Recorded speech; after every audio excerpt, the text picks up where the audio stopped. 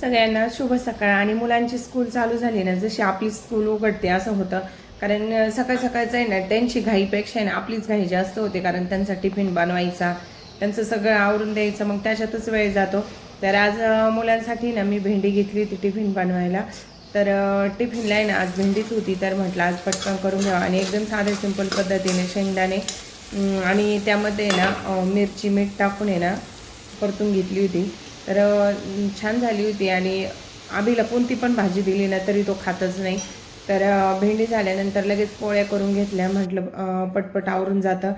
आणि आबीला स्कूल लवकर असते, पण श्रवणला आहे ना थोडीशी उशिरा असते, तर आबी ना लगेच गेला होता आवरून। आणि आता आहे ना श्रवणची घाई चालली होती, तर श्रवणला आहे ना 8:30ला घरून निघतो, तर श्रवणला आहे ना मग टिफिन भरून दिला आणि तोपर्यंत माझ्या पोळ्या चालल्या होत्या।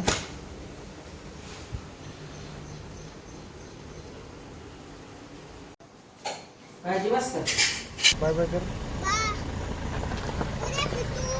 उद्या नाही।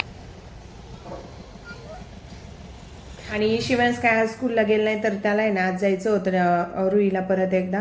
तर आज आपल्या बाळाची ना बारी होती, तर लहान जे 5 वर्षाच्या आत मुलं असतील ना तर त्यांना ना तिथं पाया पडायला घेऊन जाते, तर शिवांश तिकडेच होता आणि आमच्यासोबत आला होता तो, तर त्याला आहे ना सागर घेऊन गेले होते पाया पडायला। तर आपली ना आज परत पुन्हा एकदा आहे ना भजन होतं आपल्या घरी, आणि ही चालली होती माझी बर्फीची तयारी। तर बेसन आपले ना डाळ दळून आणली होती मी, थोडीशी जाडसरच आणली होती जशी आपण लाडूला आणतो तशी, आणि तूप टाकून मस्त छान असं भाजून घेतलं होतं। त्याच्यानंतर आहे ना पाक करून छान अशी ना बर्फी केली होती, कारण संध्याकाळी पुन्हा एकदा आपल्या घरी भजन होतं, त्याच्यामुळं परत 20-30 जणांचा स्वयंपाक होता आज।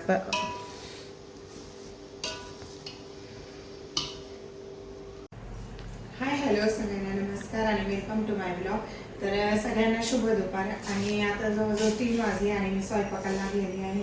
तर आधी ना मी बर्फी केली, तर आपल्याला ना बेसन पिठाची बर्फी बनवायची, आणि एका बॅचमध्ये ना करून झालेली आहे, आणि ही दुसरी बॅच आहे, कारण म्हटलं जास्त झाली तर भरपूर होईल। मग मी आधी 1 किलोचीच केली होती, तर ती पण भरपूर झाली ना।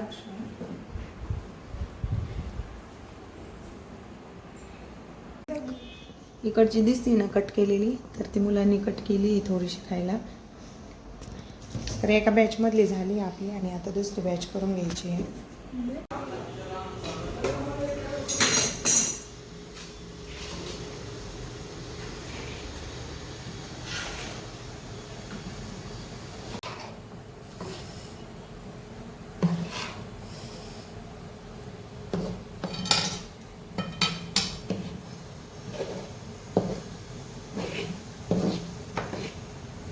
पुन्हा एकदा आपल्या घरी ना स्वयंपाक केलेला आहे, म्हणजे बर्फी केली आहे, तर व्हिडिओ तुम्ही पाहिलीच असेल।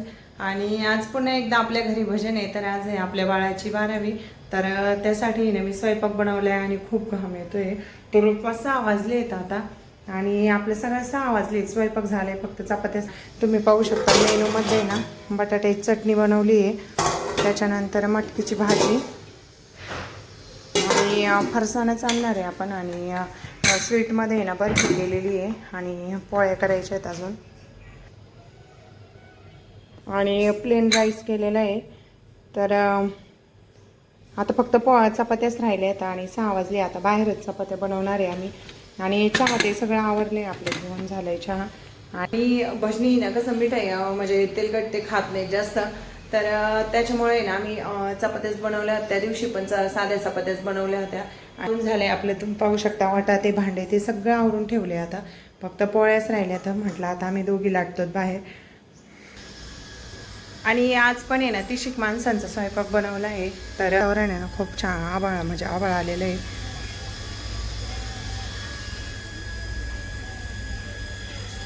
आणि त्याच्यानंतर आहे ना अर्णवच्या मम्मी त्या पण आल्या होत्या मला कुलकर्णी ताई तर स्वयंपाक करू लागायला. तर त्यांनी पोळ्या भाजल्या, कारण बरंच पीठ होता ना, बराच वेळ गेल्या आम्हाला दोघींना. त्या जवळजवळ 7-7:30 वाजेपर्यंत गेल्या होत्या. तर नानी पण इथं बसलेल्या होत्या. मध्येच प्रियंकाचा पण कॉल आला होता. तर आम्ही फोनवर पण बोललो आणि छान गप्पा मारत मारत आमच्या पोळ्या पण कधी होऊन गेल्या ते कळलं पण नाही आम्हाला.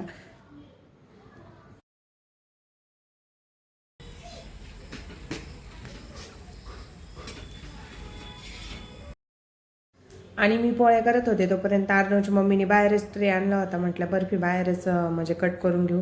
तर त्यांनी ना बाहेरच कट केली. तोपर्यंत भजनी ते आले होते आणि आधी एक पंगत बसली होती भजनाची. तर हे परत नंतर आहे ना यांची एक पंगत बसली.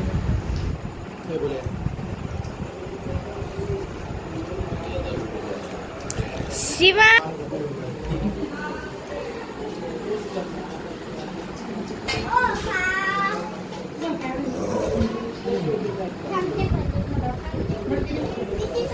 साइड